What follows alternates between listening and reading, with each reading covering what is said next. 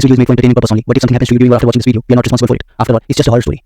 पश्चिमी घाट के पार एक छोटा सा गांव था जहां आयशा नाम की एक लड़की रहती थी।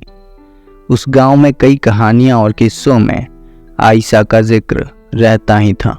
सबका मानना था कि आयशा एक डायन है जो काला जादू करती है और वही इस गांव में हो रही परेशानियों की वजह है। आयशा बहुत ही खूबसूरत थी पर उस हादसे के बाद बदल गई थी। कुछ वक्त पहले आयशा के पति का एक कार एक्सीडेंट में मौत हो जाता है, जिसके बाद आयशा थोड़ी अकेली सी रहने लगी।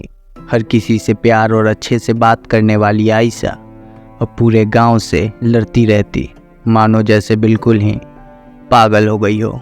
कुछ सालों के अंदर ही गांव में कई परेशानियां आने लगी, जैसे फसल का खराब होना, बीमारियों से लोग मरने लगे, बच्चे भी ऐसे ही किसी रहस्यमयी बीमारियों का शिकार होने लगे। इन सब बातों के बावजूद आयशा का सबको लेके मन में और ज़ुबान पे करवाहट रखना एक अफवाह शुरू करवा देती है कि आयशा काला जादू करने लगी है और ये गांव उसके और उसके जादू के बीच में बस बर्बाद हो रहा है। ऐसे ही एक तूफ़ानी रात में गांव के कुछ लोग आयशा के घर के दरवाजे के बाहर गुस्से में जमा हो जाते हैं और आयशा पे काला जादू करने वाली डायन होने का इल्ज़ाम लगाते हैं। आयशा अपने छोटे से झोपड़ी के बाहर खड़े होकर इन सब इल्ज़ामों को गलत ठहराती है, पर गांव वाले उसकी बातों और आंसुओं को नज़रअंदाज कर देते हैं और इसी बहस और गुस्से में गांव वाले आयशा को पुराने पीपल के पेड़ से बांध देते हैं। आयशा चीख रही थी, रो रही थी, पर कोई उसकी बात नहीं सुनता और उसे जला देते हैं। आग उसकी चीखों से मिलके और भयानक लग रही थी। आयशा की चीख पूरे गांव और जंगल में गूंज रही थी और एक भयानक मंजर बनके गांव वालों की असली परछाई दिखा रही थी। पर यह कहानी यहीं नहीं रुकती।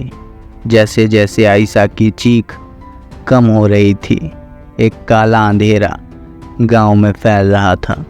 गांव में डर और खौफ एक काले साए की तरह फैल गया। जितनी बर्बादी सालों में हुई थी वो कुछ वक्त में हो जाती है। घर बर्बाद हो गए, कई लोगों की मौत और किसानों की ज़मीन बंजर बन जाती है। साल गुजरे और गांव बर्बादी की तस्वीर बन चुका था। जो बचे थे गांव में वो अपनी बर्बादी की वजह आयशा को बताते थे कि ये उसका कोई श्राप है, और कुछ लोगों का मानना है कि ये इस गांव की सज़ा है।